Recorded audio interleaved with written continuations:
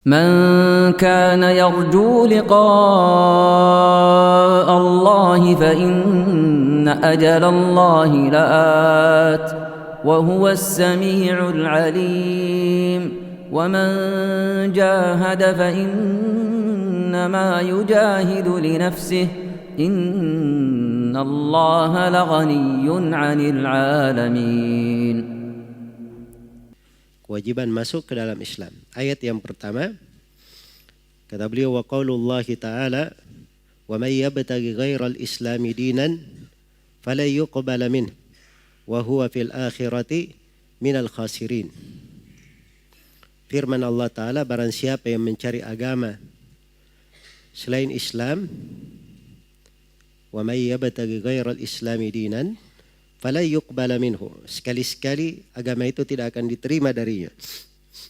Wa huwa fil akhirati minal khasirin, dan di akhirat dia termasuk sebagai orang-orang yang merugi. Ada 3 pembahasan yang saya poinkan di sini. Yang pertama, makna wa may yabtaghi ghairal islami dinan, barang siapa yang mencari agama selain daripada Islam. Ini ada 2 makna di sini. Makna yang pertama, dia mencari agama selain daripada agama Islam. Misalnya dia mencari agama Nasrani, Yahudi, atau apa saja dari agama selain daripada Islam, fala yuqbala minhu, maka tidak akan diterima darinya. Dan makna yang kedua, wa may yabtaghi ghairal islami dinan, siapa yang mencari tuntunan selain daripada tuntunan Islam. Artinya dia muslim,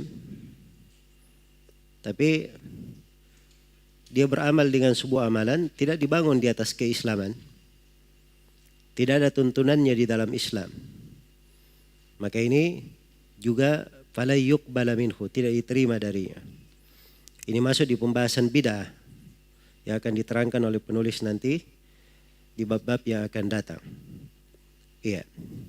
Jadi cakupan dari ayat ini, wa may yabtaghi ghairal islami dinan, ini mencakup 2 hal. Siapa yang mencari agama lain selain daripada Islam, atau siapa yang mencari amalan yang tidak dibangun di atas keislaman, maka semua hukumnya sama. Fala yuqbala minhu, tidak akan diterima darinya.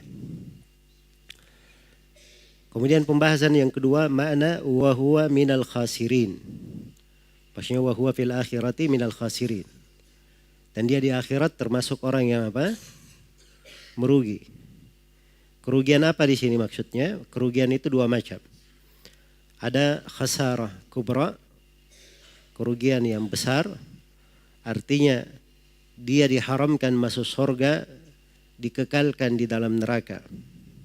Ini kerugian yang paling besar.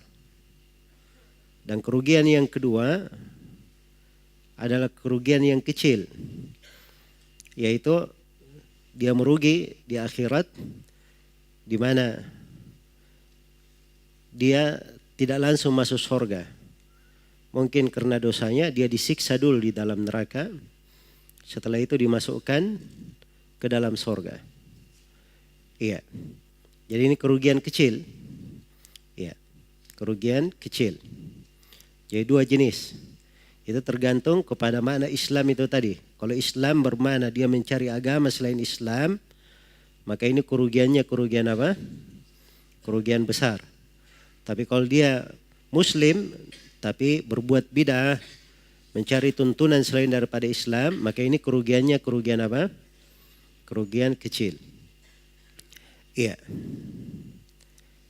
Baik.